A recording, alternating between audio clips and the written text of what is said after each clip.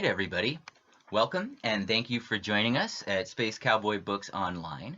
We're here this evening with Michael Kaufman, the author of The Last Exit, a wonderful book that I've just finished reading, and we're going to hear an excerpt tonight as well as an interview with Michael. And if anyone would like to ask questions, please do drop them in the chat and we will try to get to all of them. Michael Kaufman is the author of 9 books, both fiction and nonfiction. Over the past 4 decades, Michael has worked to engage men to promote women's rights, end violence against women, and positively transform the lives of men. He's worked in 50 countries with the United Nations, governments, NGOs, and women's organizations. His new novel, the mystery, The Last Exit, is the first in his Jen Lu series. Publishers Weekly called it outstanding, and it's already gone into its 2nd printing. Michael is a senior fellow with Washington, D.C. Research Center, and he joins us from his home in Toronto, Canada. So without further ado, I will pass it over to Michael, and he's going to share with us an excerpt from The Last Exit. Jean-Paul, thank you very much. It's good to be with you all tonight. And greetings from a snowy Toronto. Winter finally hit here. I'm just going to read a very short excerpt just to get things started. Just from the beginning of the book, where better to start. I better set it up, though, just very quickly. I know we'll be talking more about this book and themes that come with it from it. But The Last Exit, it's set in Washington, D.C. in the year 2033. So it is a near future mystery. And the protagonist is a D.C. cop, woman named Jen Lu. And the main thing you need to know about the beginning chapter, although I'm giving you more of a clue than a reader gets, I guess, she or he or they has to figure it out themselves pretty quickly. But half of the book is narrated by a synthetic bioimplant, a computer. Jen Lu is part of an experimental program, and she has this implant, and who's a character in the book, and he narrates half the book. His name is Chandler, and as you'll see from his banter, he's a bit of a wannabe tough guy, although given he's only 2.5 or less than 2.5 years old, he has a hard time pulling off the tough guy routine. So anyway, here we are, July 3rd, Washington, D.C., 2033, 8 in the morning. It was only 8 in the morning, but I could already feel sweat collecting under our breasts.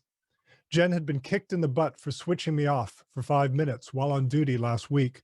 So for the 3rd day in a row, we were back in regulation blues, trudging along the 2-mile path circling the tidal basin. It was boring work. Retrieve phones dropped in the water, search for kids who eluded their parents' jail guard gaze for 2 seconds, tolerate the private U.S. Park Police, help the dumber tourists figure out which one was the Jefferson Monument, keep an eye out for the saltwater crocs. This task seemed a particular waste of time since only one had been spotted so far this summer. But then again, it had eaten a jogger. When the croc was shot and sliced open, the running shoes still looked new. I was young, 2 years and 3 months. Detective Jen Lu was 38 and change. I'll be dead in 3 more years. She'll live to 100 after her mother does her duty and exits, and Jan can snag the treatment. Good for her. 8:03:52. The sun was smudged by haze that hung around like a fart under a blanket. We heard a shout by the FDR Memorial, then a scream. I tagged the time and our position. We ran. A Caucasian man who looked like he had been stewed in scarlet food coloring was screaming at a black woman in yellow running gear. She was lying on her side, clutching her shoulder. I scanned the man and found a match. So it's a crossover book. It's a near future mystery.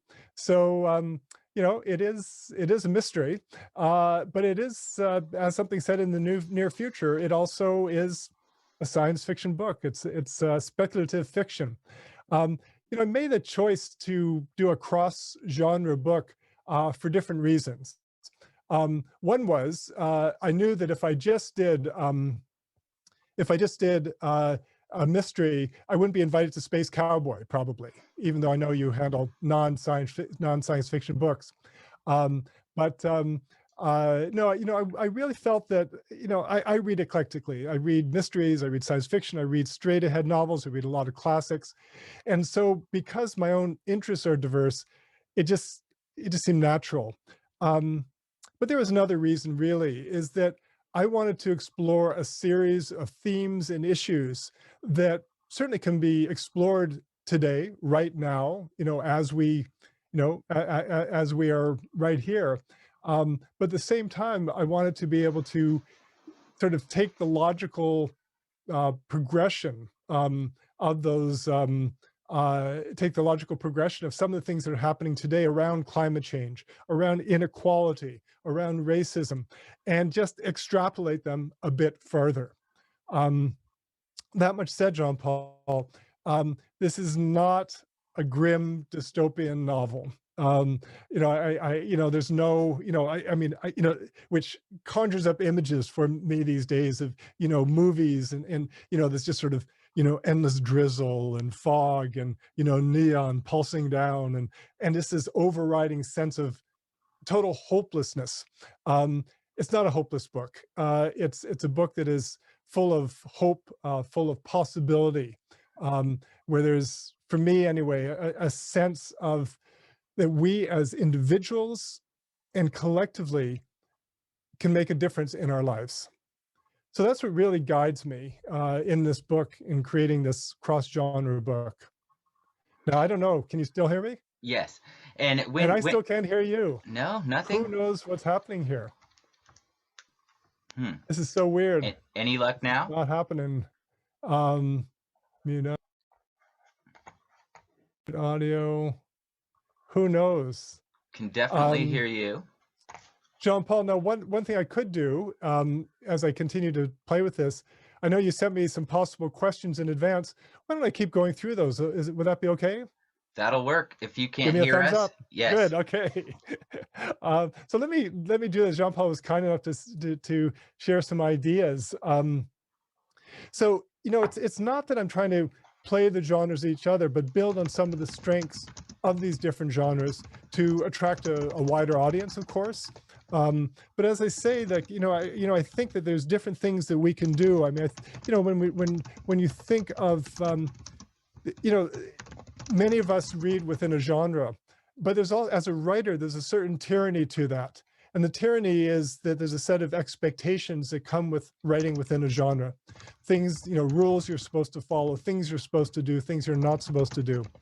And that becomes a bit of a limitation on the writer, and I think on the reader. So what I want to do is to write something that would be fun, that would be a page turner, but also dealt seriously with a series of themes.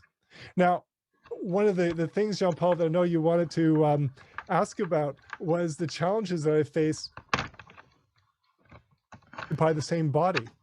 Now, I said a few minutes ago, and I guess it was a little bit of a, not a lie, but a stretch, that, this is not just a grim dystopian novel, but there are some dystopian elements.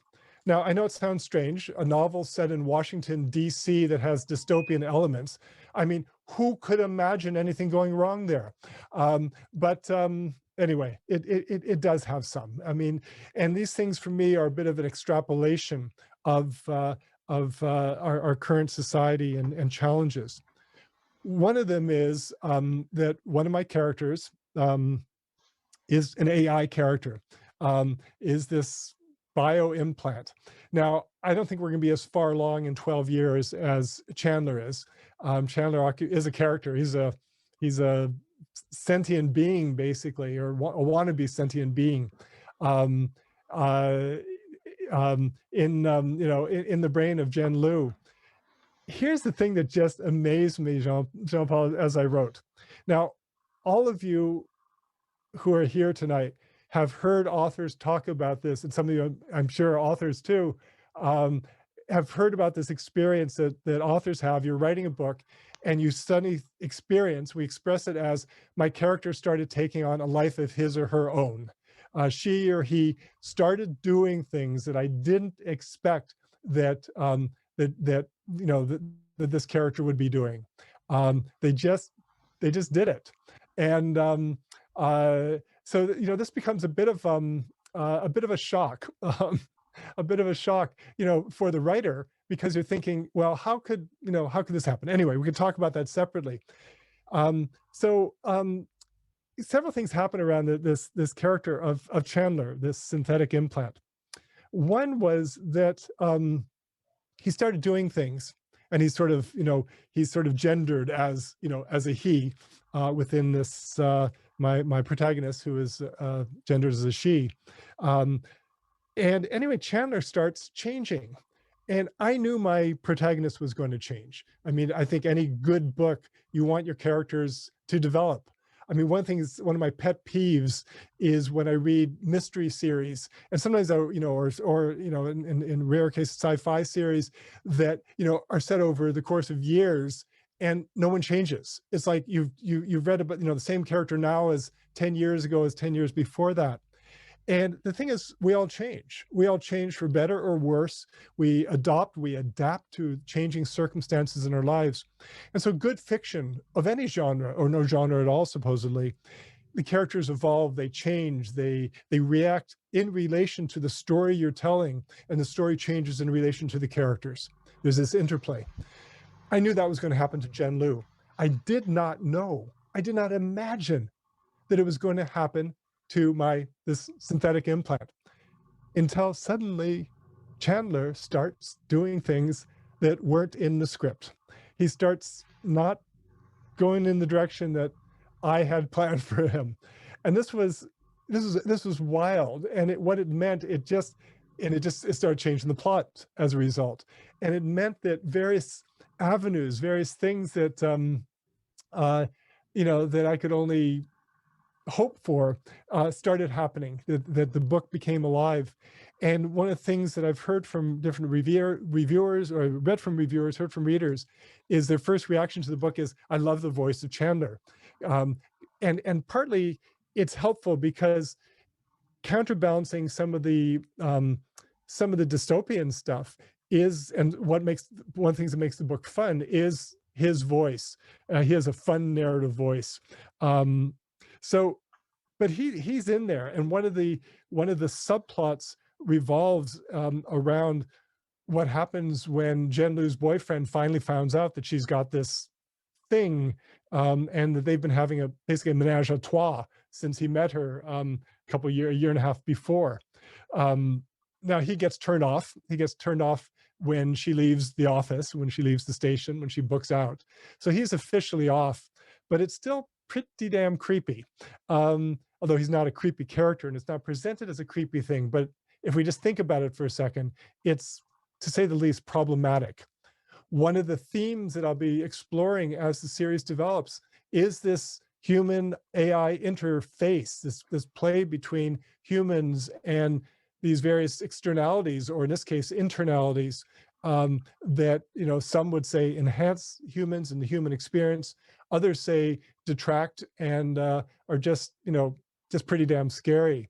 So part of what I was doing is playing with that, with these two characters in the same body. It is Jen Liu's body, but he certainly has a presence, although she can turn him off when she wants. Can you hear me now? I can hear you. Okay, wonderful. I wanted to ask, because we're going to talk a little bit about gender later in this interview, but what made you decide to gender the AI? And did you have any issues in writing dealing with a male AI in a female body? Yeah. It was one of those things that it just happened. I think I had just read one of Raymond Chandler's wonderful mysteries, and if like many writers from middle of the last century, there's aspects that are definitely problematic, and objectionable and reprehensible. But he was also a brilliant writer, and a clever writer. And so I had this image of Chandler and Chandler's voice, and it made sense. I also want to be able to play with gender and gender issues, and so that first line of the book was one that one of my these books go through several stages of editing, and one stage of editing was one editor said, "You can't say that," and it was this is this male voice saying it was only 8 in the morning, but I could already feel sweat collecting under our breasts. So it's definitely what back in the 60s 70s we used to call a mind fuck. It's just like a bit of a what's going on. This is so partly I wanted to play, and there's there's just without hitting readers over the head with it, I am playing in here with some gender tropes, you could say, or gender assumptions. um and there's also things around that Jen Liu is definitely dealing with in terms of her own life as a woman, her own battles and things that she experienced when she was younger that are affecting her as a person, that um she's struggling through in the book, and it's part of the challenges she faces. Her cop partner um, uh, gives her a nickname at one point. He decides this is early on, this is part of the backstory, but that she needs to be more tougher and more assertive. And he actually plays on her name, Jen Liu. Her name is Jen B. Liu. So he takes her middle initial B, and Liu turns into Jen Blue. And she's a Chinese heritage, but has blue eyes, which is possible. It's rare, but possible. And so he turns her into Cobalt Blue.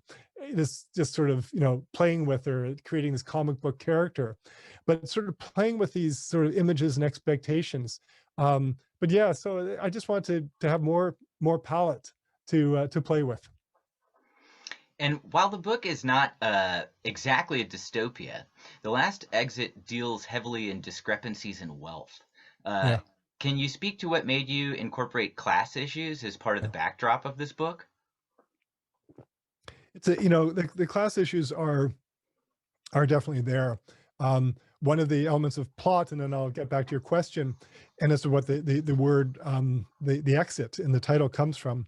If you, it's not just in speculative fiction. If you read the uh, Wall Street Journal, or see what's happening in Silicon Valley, a lot of these billionaires are putting their money into longevity treatments, trying to figure out the secrets of eternal life, and this dream of living forever. And part of this book is that by 2033, there is a longevity treatment available to the super rich. It's staggeringly expensive. Um, but there is a modified version of the treatment that doesn't allow you to live forever, but allows you to live in a fairly healthy way until you're in your 90s. Now, this is actually a big deal because another thing in the book is there is a disease going around.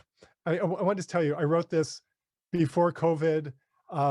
This was, books take a while to come out. But there's a disease going around that's killing off a huge number of people in their 40s, 50s.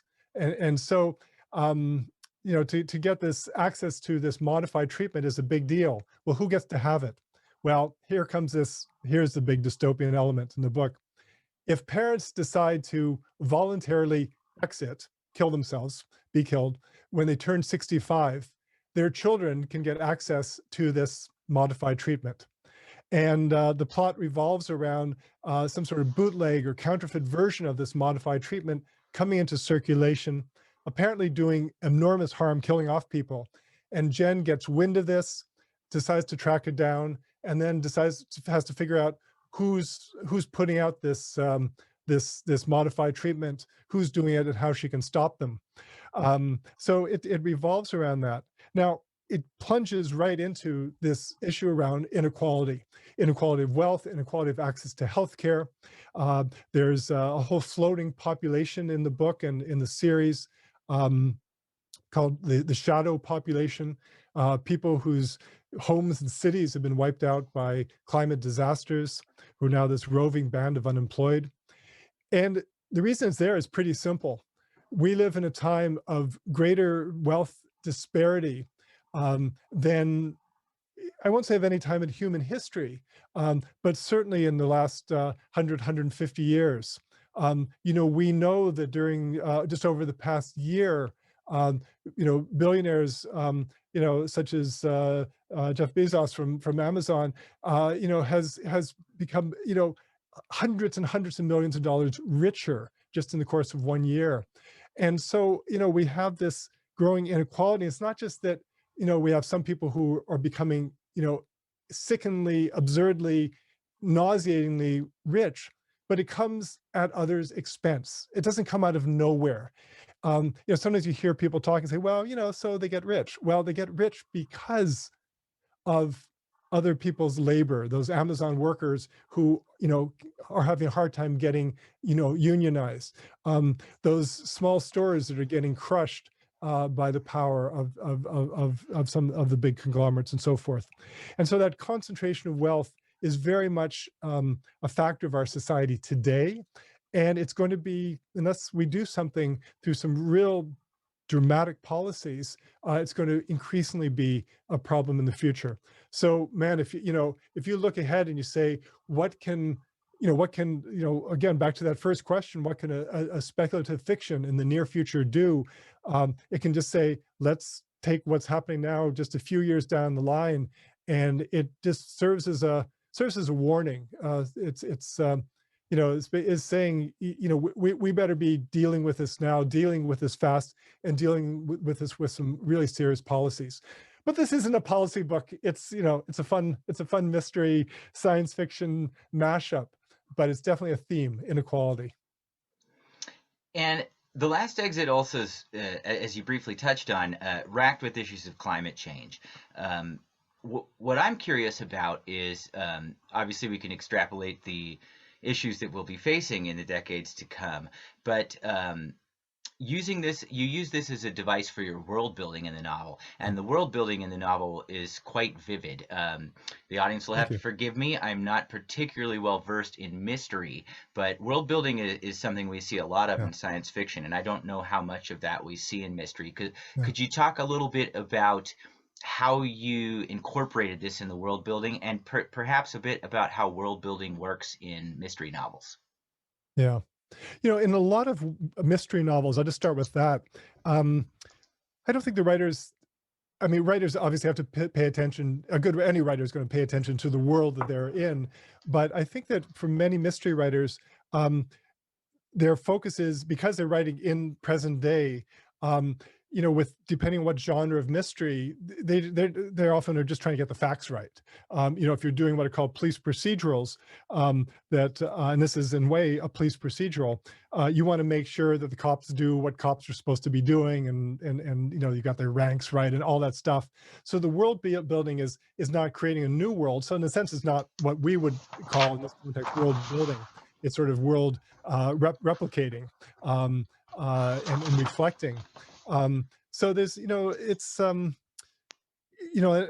part of my inspiration in science fiction is that challenge of world building, of creating a future. When we think back to, some beloved but pretty clunky science fiction from, the 50s and 60s, where, everything gets spelled out, it'd be like, every gizmo has to be described how it works. It'd be like if you wrote a contemporary novel and, you're talking about, uh, you know, making some toast, and you describe, how your toaster worked. I plugged it into the wall, and, electricity came through the tube, whatever. It was a very clunky, I'm going to describe the world. And good world building now in the science fiction I love is just there. It's just there, and the writers just assume you're going to get it, and they work hard to help you get it, but they don't. It's not clunky. And so I wanted to do the same, and so one of the elements is certainly the ongoing impact of climate change. Now I hope we're going to have done better in 12 years than I'm depicting here. Um, you know, any book set in the future is written for the present. The real time is the present, because you're trying to. This is where we live. These are the issues we deal with, the people we deal with, the challenges we deal with. But climate change is there, and There's forest fires are hitting in the first scene, and the reason why, if you remember from that little excerpt I read, I refer to the smoke. The Shenandoah Mountains, there's been a fire for months and months, the Great Shenandoah Blaze, um, and there's climate change is having a huge impact. One of the things that was bizarre, Jean-Paul, writing this, or actually having it come out, was there's a whole bunch of elements that in 2020 are just like, yeah, of course. And I just worry that some reviewer is going to say, oh yeah, chasing the headlines. I have to assure readers, this is written in 2018, 2019. Yes, there is a virus that's striking hard. Yes, there are forest fires that are turning cities orange, as happened this past year in California, and the West Coast. There is part of the backstory is a big urban movement in this case in DC that is reminiscent of Black Lives Matter. I'm very glad I got the date of that off by 6 years or so that it's already happening, but an uprising against police brutality, but um, uh, with some interesting twists, as you'll see. So these things are there, but here's how the world changes. In this very first scene, I have Jen Liu, because of this smoke coming in from this fire, putting on her N95 mask. And when I wrote this, I wrote, Jen puts on her N95, and it just goes on from there. And as I'm editing, I'm thinking, no one's going to know what an N95 is. So I had to change it to say, it's a mask that she's putting on. And of course, by the time the book came out, we all know what an N95 is. But it's these real life images, these real life happenings, they're part of our life, and they're part of Jen Liu's life as well. I think as people who read and write science fiction, we spend a lot of time thinking about the future. So while it may look like some of our books were copying reality, we told you so. Those of us writing cautionary tales, we should have listened more, perhaps. Yeah. And I wanted to ask you, because you briefly touched on this, as this series unfolds, and obviously the series deals with the police force, is police reform going to be addressed? I mean, in light of everything we've seen in this country over the last year, the police brutality, the murders, and obviously the desperate need for police reform in the United States, is that going to be a theme that works its way in? Will you respond to reality in this way in future Jen Liu mysteries? Yeah, in fact, I just wrote a little opinion piece, a blog in an online website called Crime Reads, crime and the word reads, and it addresses this really explicitly, because I think if for those of of people tuned in who do read some mysteries, I'm often disturbed by the way police are portrayed in a lot of U.S. mysteries, and British and Canadian. There's just this assumption that they're the good guys, period. And there's often books will have one racist cop in it, or one sexist cop, but basically structurally they're on the side of angels. And I think there's a problem with that. I think what we're now learning is that it's not just about whether this individual police officer is good or bad, but the very structure of policing, the police practices, the policies, the traditions, this notion of the thin blue line that separates police from the rest of society, and that the police have to sort of, close ranks and band together. These are things that have to be questioned. I know my work, my paid work, historically, that has focused on ending violence against women and sexual harassment at the workplace. Part of what I did was I did some training of cops. And yeah, there were absolutely wonderful men and women I met who were dedicated to change, and there was others that were just scary. But what I heard from everyone, including, the ones that you just, or the ones you'd want there, they would just say, we can't speak out, they would say. Or they would say, there are things that we end up doing because, we're ordered to do it. And this is set up as, as a military structure. and we follow orders. That's our job. So there's some really, there's big structural and institutional issues. Um, Part of the way I deal with this, as I said, there's when I refer to the backstory in my book, this uprising, the one of the things that's in it, this uprising, it's not only by citizens rising up, it's yes, the citizens, people in the community joining with trade unions, women's groups, um, but also with a group of essentially rogue police officers who stand up against police brutality. And this isn't giving anything away in the plot because there's just a short little description of the backstory. But they're fired, this group, and there's a huge defense campaign that just sweeps across the country and then around the world. Well, some countries around the world here and there, but across the country. And these officers win, and it leads to some major reforms and institutional changes within the DC police force. So it's one way that I deal with it. But I think what's clear, I've got to deal with it more because it's a bit of an easy out, to be blunt. Say, yeah, because I don't want to create the impression that somehow you can deal with hundreds of years of racism that's sort of deeply structured into our society, and just assume that you can quickly reform it away. It's a big and challenging problem. So yes, it's going to be there again as an important element. And let me just say this: I really think that it's not just that it's there because it's happening and it's around us, but I really believe that as a white writer writing in the North American context, I have a responsibility. I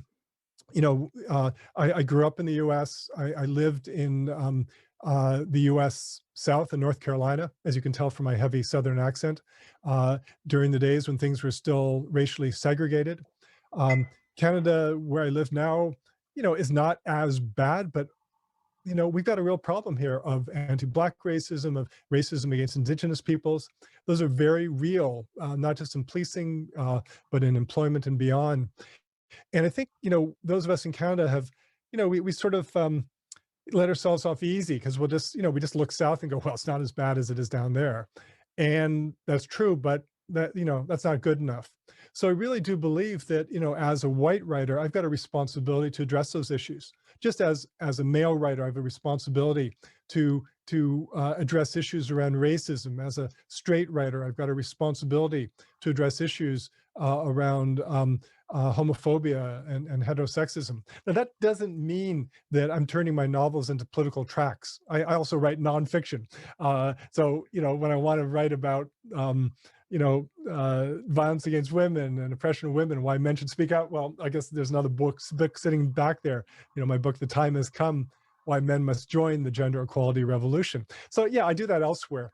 But this is just part of the texture of the book. This book is a fun book to read. It's an engaging book. It's a page-turning book, but I want a book that the readers can read and get to the end and go, that was fun, and that really made me think. That made me think about this and that, and something that's going to pop up in someone's head, 9 months, a year later, going, oh yeah, that's like in that book. I want that to happen.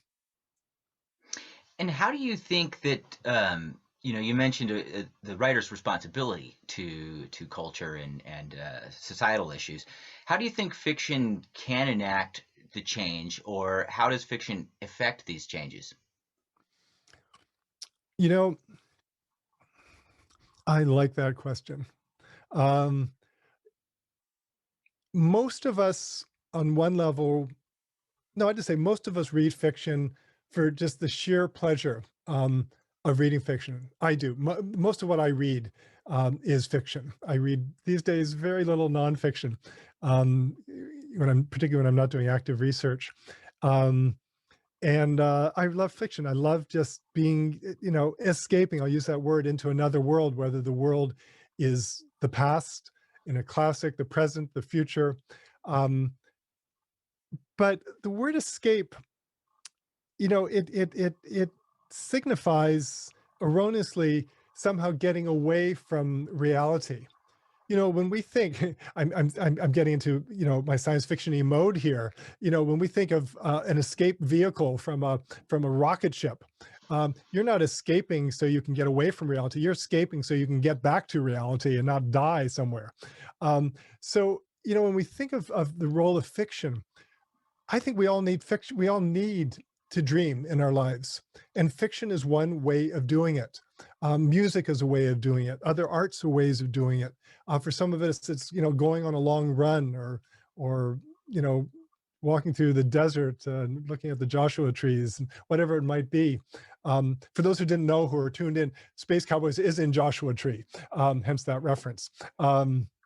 Uh, the and so it's not, escape. It's part of that process of dreaming, and I think part of what makes us human, and part of what allows us to be the people that we can be and are in the best sense of the word, is the play of our imaginations. And so, the role of fiction, I think, can do several things. One is it can allow us to explore themes that otherwise, a reader may never get into. You know, many, readers who will read Margaret Atwood, because, watch the TV, The Handmaid's Tale. Well, they're getting a course in feminist theory, which they may not otherwise have gotten. So yeah, it can have that blatantly instructional mode, but for me, it's much more than that. I didn't write, and I don't. I think Margaret Atwood wrote Handmaid's Tale to tell a story ultimately. And The Last Exit, I wrote to tell a story, to have fun with a story. So, I'm not trying to lecture people. I'm not trying to teach anyone anything. But the sheer act of dreaming and of being part of this, a collectivity, because when I read this book, a book, and you read it, Jean-Paul, and someone else, we become part of something echoing in society. One of the things that Tolstoy, when he wrote his novels, one of the things he theoretically wrote about, and one of the things that makes his novels great, is he talks about echoes. And so there'd be an element in his fiction, that some little thing that you won't even notice until you really study it, or maybe, people are smarter than me and they do notice these things, but just, words or images that just echo back and forth. Fiction can do that in our lives. If we have a common experience of reading, The Last Exit, and suddenly there's it's created this little echo. It's not a big one. I'm not Tolstoy, I haven't hit that, we'll never hit that, but creating these little echoes. And so I think fiction has a preservative, has an empowering, has an escaping, has an imaginative, has something that really, to quote the White Rabbit from Jefferson Airplane. It was Jefferson Airplane at the time, way back in the '60s. They talked about feeding your head. Well, fiction feeds your head.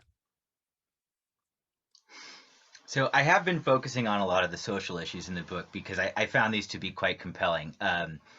To echo Michael here, the book is not preachy. It is a fun page-turning mystery. However, it did get me thinking along a lot of different social equality lines, and so I hence my questions regarding this. But one of the other social issues that comes up in this book is the discrepancies in healthcare that are related Yeah. to class. And I wanted you to talk a little bit about these inequalities.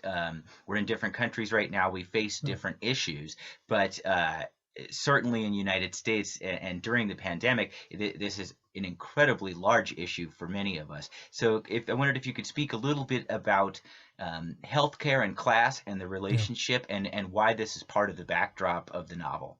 Yeah.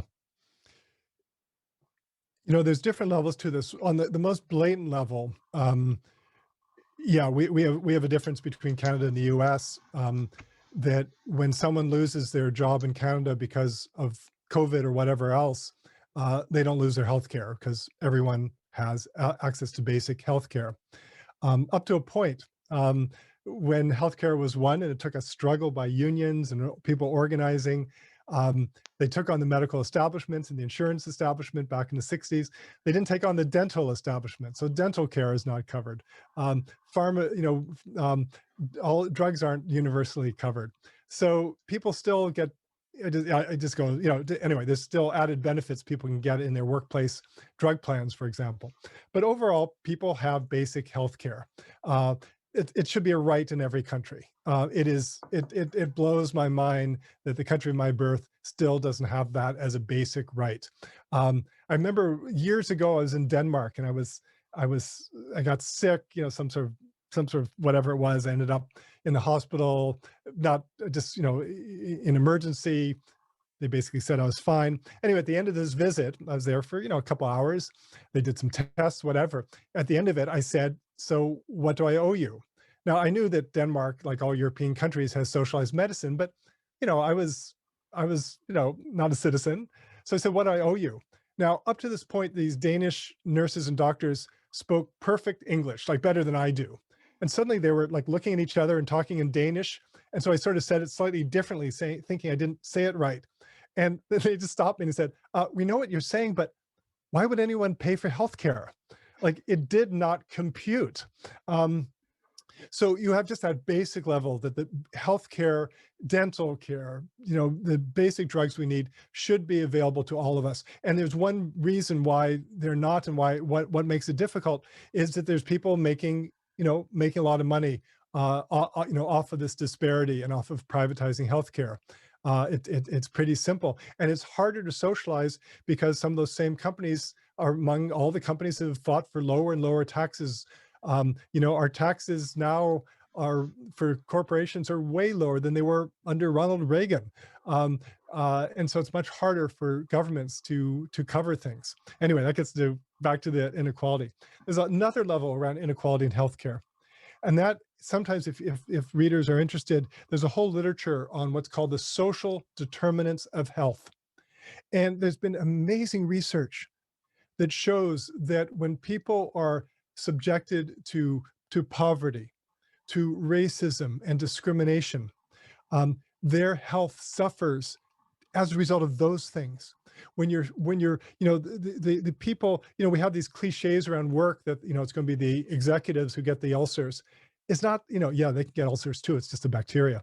But the people who get sick from work tend to be the ones who are suffering the greatest stress, and those happen to be the people who always have to live in worry about, will I have a job tomorrow? Will I be able to pay the bills? Will we make ends meet, if something happens?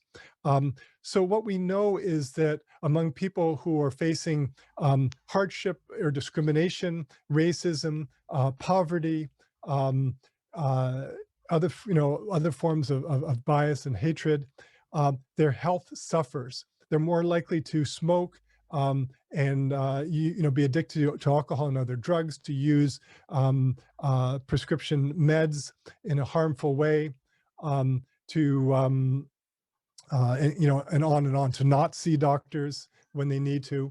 So there's real costs associated with inequality. It's like inequality is the great magnifier. And that's why when we talk about COVID, for example, right now, COVID is a magnifier of inequality, which in itself is a magnifier of different things, including health problems. So you can see how those two things just reverberate back and forth in some of the most awful sorts of ways. But again, this is a fun book. Yeah, the book paints a vivid picture of this as a plot point. Yeah. So that being said, would love it. Obviously, this is a wonderful mystery, a sci-fi mystery. But you've written many other books, nonfiction and fiction alike, and I'm assuming a lot of the nonfiction is tied into your background as an activist for gender equality. Yeah. So I was hoping you could tell us a little bit about your other books, their relation to the Gen Lu mysteries, and a little bit about your work as an activist. Okay, I'll be happy to do that. And if there are any questions too that people want to pop up, I know Jean-Paul's going to look for them. Well, I'll just mention it's right here. My publicist said, if you don't keep your books behind you, she's going to disown me. So anyway, there they are. Anyway, my last book before this was called The Time Has Come, Why Men Must Join the Gender Equality Revolution. And it's not a scholarly book. It's a very accessible book that is based on the work I've done over the past 4 decades now, which I just have to say, I started this in kindergarten, 4 decades. I'm 44 now. No, I mean, I've been at this for a while. Um, a couple of things that I think that are most relevant in that work that I've done as an activist and as an advisor, as an educator. Um, Part of it is because of the importance of men speaking out for women's rights. We've had, because of the women's movement and the sheer heroism of so many women, as a society, we've made incredible gains over the past 50 years, 60 years, in terms of women's rights, women in the workplace, women's advancement. We still have a long way to go, but there's been real progress. Um, but we still live in a society of inequality where men make more money, men are less likely to experience violence in the home, although more so on the street, where there are a whole series of costs. I mean, women in many parts of the U.S. and the world still don't have control over their bodies, their reproduction. Still don't have the right to an abortion. Still don't have easy access to safe birth control, on and on. Anyway, and it's important as members of the group that has relative power, relative privilege to say, I support women's rights. And it's just sort of like, it's one of those just sort of bottom line basic things that I think as men we should just raise our voices and not just say, oh yeah, of course I do, and then go on, but to be there, challenging that sexist joke, just like we challenge racist jokes if we're white, just like we challenge homophobic jokes if we're straight. um, but to challenge those sexist jokes, to speak out for women's rights, to see what's happening in our own workplaces, in our own communities, and on and on. It's just the right thing to do. Um, it's the good thing to do. It leads to healthier communities, healthier families, more productive societies. But there's one other side to it, uh, that I'll mention, and why men must join the gender equality revolution is both because it's the right thing to do, it's the good thing to do, it's the fair thing to do, it's the human rights thing to do, but it's also good for men ourselves. And this is the big surprise that I learned about many years ago now when I started doing this work, that the very ways that we have defined men's power, men's privileges, come with a real cost to men ourselves. We say to men, you will always be strong, you will always be powerful, you will always be in control. Control of women, control of other men, control over your own emotions. You will just tough it out. You will be number one. And number one may be defined by your brains or by your body or by your, fighting or your intellect, whatever it might be. But it's that, that relentless drive to prove yourself as a man. Well, none of us can pull it off. None of us can pull it off. And so what clicks in for men is this, and it clicks in when we're pretty young, is this dialogue of self-doubt about making the masculine grade. And so what's the result? Well, the result is that men die younger than women because we're less likely to ask for help from a doctor or a therapist. We're more likely to take our lives by suicide. We're more likely to be addicted to alcohol and other drugs, to find ourselves in prison, and on and on and on. In other words, the very society that has given men privilege and power comes with a cost to men ourselves. So the case that I've made in my work with the United Nations, with different governments, with companies, in schools and communities, with NGOs, is that the importance of engaging men and boys to support women's rights, to end violence against women, to do it because it's the right thing to do it out of love for the women in the world, but also to do it out of our love for the men in the world and the boys in the world, and how it's going to improve our own lives as well. So yeah, that's in a synopsis, um, some of the work, just referring to the work that I've been doing as an activist and educator over the past 4 decades. Thank you for that. Yes, bigotry is a sickness that hurts everybody, both sides. And some more than others, of course. Yeah. Of course. um, we've got a question from the audience here. Which genres do you enjoy writing most, and which, I'm going to paraphrase this a little bit, what challenges do you find associated with one genre versus another? Yeah. Um, it's interesting. I haven't, I've written, straight ahead fiction. Um, uh, my first novel that Penguin published, and another book that I finished recently. I've written this mystery now. I co-wrote a book that's sort of an anti-war fable called the Afghan Vampires Book Club. Um, I've actually just finished working with someone on a young adult fantasy book. Unfortunately, my literary agent doesn't do young adult fantasy, so I have to find if anyone knows a good literary agent who does young adult fantasy, let me know, please. Please let me know. Um, uh, so it's interesting because each type of book has its own challenges. When we think about mysteries, for example, mysteries are classically really plot driven. So you need really tight plots. I mean, things. So when you write it and there isn't much room, like in a good mystery, there's not room for interesting little digressions and cute little things here. There's not there. You can't have too much description. They're really driven by the motor of them is the plot, is dialogue. But I really believe that good mysteries also should have good characters. Um, you can read a mystery that is exciting, and at the end you go, "Oh, okay, that was exciting," because you couldn't care less about the characters. But really, mysteries are plot driven, and the characters can become a vehicle for that. But I think there needs to be more of an interplay. Um, Straight ahead, one of the challenges, though, on the other hand, with a straight ahead novel is because it doesn't have to be as tight. It's prone to just going off in different directions and having stuff that is just, oh, this is interesting, or oh, I like this paragraph.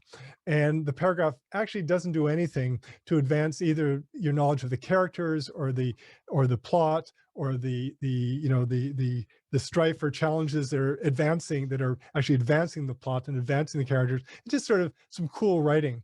And so I think one of the challenges of writing straight ahead fiction is just getting that garbage out of there. It's the stuff, you've heard the expression, kill off your darlings. And you got to do that. Those lovely bits of writing or those really cool scenes that just have got to go. I had one experience with my first novel. So my first novel set in Ohio in the late 90s. It's about this guy who's it's about men in the search for love, and the protagonist is a school teacher who is looking for the perfect woman, and he's perfectly single as a result because none of us are perfect. Anyway, at the beginning of the book, this isn't giving anything away, he hears an old geezer talking about having seen Marilyn Monroe alive and well and living in a farmhouse in Ohio. So he goes off in search of her. Anyway, I'm driving around my home state, my birth state of Ohio, doing research, and I come across a scene, and there's a memorial to General Custer, the guy who sort of massacred Native Americans. And it's this sort of it was this miserable day. I was the only one there. In drives a Cadillac, and this guy, this guy gets out. This pink Cadillac, this guy gets out. His wife doesn't get out. It's quite, this guy, and he sort of, drags this boy out of the back of the car. And are we going to be able to go past 9? Or am I going to have to cut this story short? No, go ahead. We have a few minutes. Okay, good. Anyway, he drags this kid out who doesn't want, he's a teenager, he doesn't want to see this. And this guy drags him around this Custer monument, giving him lectures about, as he says this is about Indians. I start looking at this boy and this man, and I see this woman in the car, and I realize he doesn't look anything like it. In fact, he looks like, and I realize he's an adopted kid, and I realize he must be of Native American descent. So his is just being stuffed in his face. Anyway, one of the themes of this book is belonging. So I write a whole chapter, and it is so cool. It has this scene that I actually witnessed, the only thing in this whole book that I actually saw, that I transcribed from what I saw, basically. Anyway, it's in the book, it's in the manuscript. I submit it to Penguin. My editor is incredible. She edited Jean Le Carré. I mean, she's like a big deal. So, and she says, I love this book. It's basically all there, except there's one chapter. There's one chapter, it's just not realistic. And it's got to go. And of course, it was the one chapter that was, quote, real, but it wasn't realistic in relation to the story. So that's one of the challenges I think of writing straight ahead fiction, making sure that you really are sticking to things that are going to either create or resolve conflict or develop your characters, or best of all, have the characters in conflict developing in relation to each other. And I think the same thing should be there in a good mystery, even though classically they are more, driven by the plot. But on one level, good writing is good writing, which is why I know Jean-Paul are eclectic readers. Yes, there are things that we like reading more than others. And we'll go through periods of our lives where we'll focus on one type of reading or another. That's true, and that's fine. There's nothing wrong with it. But ultimately, good writing is good writing. And there's a bit of a tyranny, I think, to those and those who are like myself, who's a science fiction fan. There's that tyranny where authors who basically write science fiction, like my compatriot Margaret Atwood. She's written a lot of science fiction, but she will never say that because, well, I guess you'd have to ask her why not. But I guess because it's seen as not literary enough. I think she wrote a whole book answering that question, Yeah, she actually. did actually. Anyway, Peggy, I know you can answer that yourself better, but So, Michael, thank you for sharing with us this evening. Before we go, I just want to ask you one last question. What's next for you, but ooh, both in your activism, in your writing, and in the Jen Liu mysteries? yeah. Well, activism, I continue to speak out and get invited to speak on issues around gender equality and raising men's voices and bringing about the changes in our workplaces and communities to make them safer and more welcoming and more equitable for women and girls, as well as transforming the lives of men in positive ways. And even though I'm sort of beginning to pull back from that activist work, it still is there.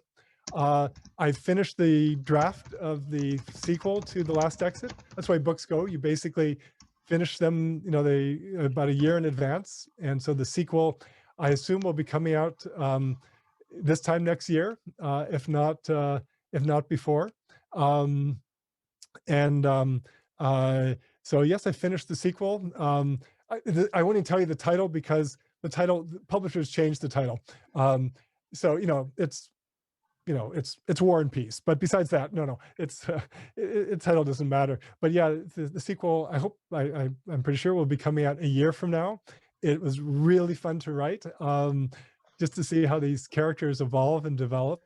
Um, I've finished work on a screenplay based on my first novel. That's just on spec. It will probably never see the light of day, but it was great fun to write. And I finished again work on a novel I'd started years ago, and I've sent that off to my agent and haven't heard back from her yet. We'll see what she thinks. Um, but I'm spending, one of the things that COVID's done, in my life is I used to do a lot of travel for my work, and that disappeared overnight. And so I've had a lot of time to write, plus looking after my grandkids and all the other things we do. But I've had a lot of writing time and really, really enjoyed it. Well, thank you, Michael. Let us know when the sequel's out because we'd love to have you back. And of course, In I'm person. looking forward to reading it. And yes, God willing, we will be on stage by that time. Thank you for joining us, everybody. I put a link in the chat to where you can find Michael's book. If you missed that, you can send me an email or get in touch, and I will connect you with the book. It's a wonderful novel. Super fun read. It's not as heavy as our conversation was, but it does bring up many compelling issues. Yeah. So thank you, Michael, for joining us. Thanks to our audience, and we'll see you all next time. Yeah, thank you so much, Jean-Paul, and thank you to Space Cowboys, and thank you to the audience for all of you for being here. I really appreciate it. Take care, and let me know from anyone who was here tonight. Let me know if you read the book and what you think. Take care. Good night, everyone.